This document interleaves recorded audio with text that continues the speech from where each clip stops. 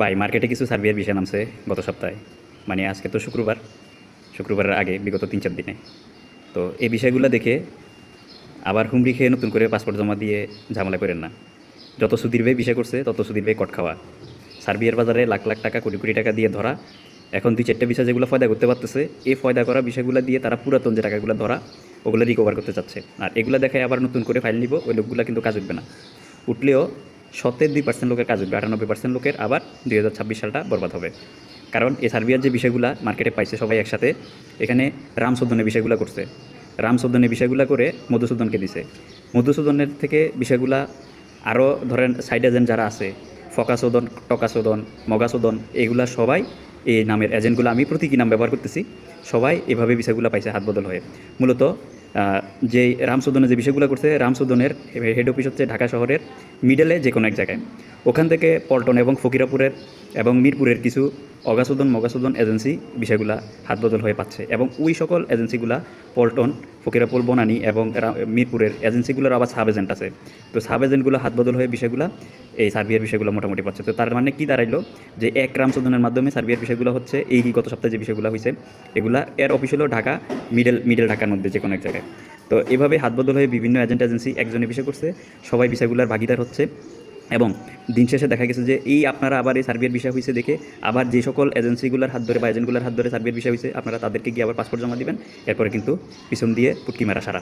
তো এটা করতে যাবেন না, কারণ আরেকটা জিনিস, আরেকটা ভুল করবেন, যেমন আমাদের ক্ষেত্রে হয়, আমরা কোনো ক্লায়েন্টকে যদি ইউরোপে পাঠাই দিই, তো তারা ইউরোপে যাওয়ার পরে মূল এজেন্ট পেয়ে যাওয়ার পরে, বা আমরা যাদের সাথে কাজ করি তাদেরকে পেয়ে যাওয়ার পরে মনে করে যে অল ইন অল, আরে ইউসুফ আলী মজুমদার কোন অগাচোদন মগাচোদন, এটা হাত বদল হয়ে কাজ করে, আমরা তো ডাইরেক্ট হাত পেয়ে গেছি। তখন কী করে, ডাইরেক্ট কাজ করতে গিয়ে তখন কিন্তু ধরা পড়ে যায়।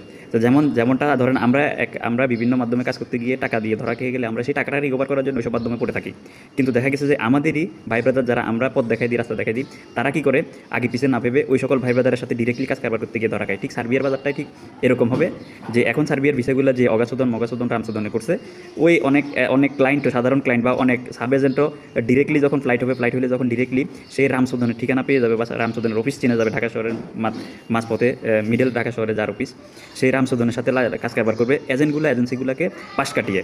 তখন অলরেডি এজেন্ট এজেন্সিগুলো দুধ দিয়ে গোসল করতেছে, যে এজেন্ট এজেন্সিগুলা দুধ দিয়ে গোসল করতেছে, সাগরের নদীতে গিয়ে গোসল করতেছে, যে এই যে পাসপোর্টগুলো টাকা পয়সা দিয়ে ধরা খাইছি, আল্লাহ করে সার্বিয়ার বাজার থেকে বা ওই রামশোধনের কাছ থেকে যেন বিষয় করে টাকাগুলো অ্যাডজাস্ট করতে পারি, তারা আল্লাহ করতেছে এটা। আর ডিরেক্টলি ক্লায়েন্ট যারা ফ্লাইটের সময় যারা ক্লায়েন্ট অথবা কিছু সাব এজেন্ট এজেন্সি যখন ওই রামশোধনের অফিস চিনে যাবেন বা ওই রামশোধনের ঠিকানা পেয়ে যাবেন, তখন আপনারা আবার আপনাদের এজেন্টদেরকে সাইড কাটিয়ে পাশ কাটিয়ে ডিরেক্টলি ফাইল জমা করতে যাবেন, আর এটা করেই ধরা খাবেন, বাস খাবেন। আর আবার কিছু সাব এজেন্ট আছেন, তারাও আগে পিছিয়ে না ভেবে মনে করবে যে আমি তো সার্বিয়ার কাজটা অমুক এজেন্সি দিয়ে করেছি, সেই এখন কোন চ্যাটের বেলা আব্দুল্লাহ, এখন তো ডিরেক্টলি ওই মাধ্যম পেয়ে গেছি, ওই মাধ্যমে ডাইরেক্টলি ফাইল জমা দিতে হলে ধরা খাবেন।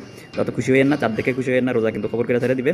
যারা অলরেডি জমা দিয়েছেন এই সার্বিয়ার বাজারে আপনারা বের হন, আর নতুন করে জমা দেওয়ার ক্ষেত্রে সাবধানতা অবলম্বন করেন। আমার মতে না জমা দেওয়াটাই বেটার। তো মানে ইউরোপের ভিসা পয়দা করার জন্য মোটামুটি পর্তুগালের প্রচুর ভিসা হচ্ছে, ভালো এজেন্ট এজেন্সি পাইলে পর্তুগাল ট্রাই করেন, মেসিডোনিয়া ট্রাই করেন, সার্বিয়া বাজারটা জাম্প করেন না। পাশাপাশি আপনারা আরেকটা জিনিস ট্রাই করতে পারেন, সেটা হচ্ছে আপনারা যেমন মলদোভা কিছু এজেন্সি বা বসনিয়া কিছু এজেন্সি কাজ করে, আবার নতুন করে পোল্যান্ডে কিছু লোক নিয়ে যাবে। পোল্যান্ডে অবশ্যই ভিসা দেয় না, তারপর আপনারা এক্সপেরিমেন্ট হিসেবে যদি ট্রাই করতে পারেন পোল্যান্ডে। আর রোমানিয়া বরাবরই ভিসা দিচ্ছে। আমার মতে বর্তমানে সবচেয়ে বেটার হলো রোমানিয়া, কারণ আপনার এই যে সার্বিয়া মেসিডোনিয়া 12-14 লাখ 15 লাখ টাকা দিয়ে না গিয়ে 12-14 লাখ 15 লাখ টাকা দিয়ে সেনজেনমুক্ত দেশ রোমানিয়া ট্রাই করাটাই বেটার। কারণ রোমানিয়াতে আপনার একটু ঝুঁকি আছে, ভিসা না হলে আপনার 2 লাখ টাকা লস হবে, কারণ ইন্ডিয়া আসা যাওয়া, ইন্ডিয়ান ভিসা করা, তারপর আপনি যদি ইংরেজিতে প্রশ্নের উত্তর দিতে না পারেন এম্বাসি আপনাকে ভিসা দিবে না, এই ঝামেলাগুলো আছে। কিন্তু এই ঝামেলাগুলো, এই রিস্কটা নিয়ে যদি আপনি রোমানিয়া ট্রাই করেন ভালো এজেন্ট এজেন্সি পেলে, আমার মতে পূর্ব ইউরোপ থেকেও সেনজেনভুক্ত দেশ রোমানিয়াটা বেটার অপশন হবে। কিন্তু সমস্যা হচ্ছে এক জায়গায়, আপনার ওই যে ইন্টারভিউ দেওয়া লাগে আর ইন্ডিয়া যাওয়া লাগে, ভিসা না হলে 2-2.5 লাখ 3 লাখ টাকা লস হয়ে যায়। সেজন্যই তো আপনারা ভালো মাধ্যম পাইলে এগুলো করতে পারেন। তবে সার্বিয়ার বাজারে আত্মঘাতী সিদ্ধান্ত হবে, সার্বিয়ার বাজারে নতুন করে ফাইল ঢুকাইয়েন না, ঢুকাতে যাবেন না। আর আমি যে উদাহরণটা দিলাম, আমি আমার মতো করে উদাহরণ দিয়েছি, আপনারা আপনাদের মতো করে বুঝে নিন। ধন্যবাদ।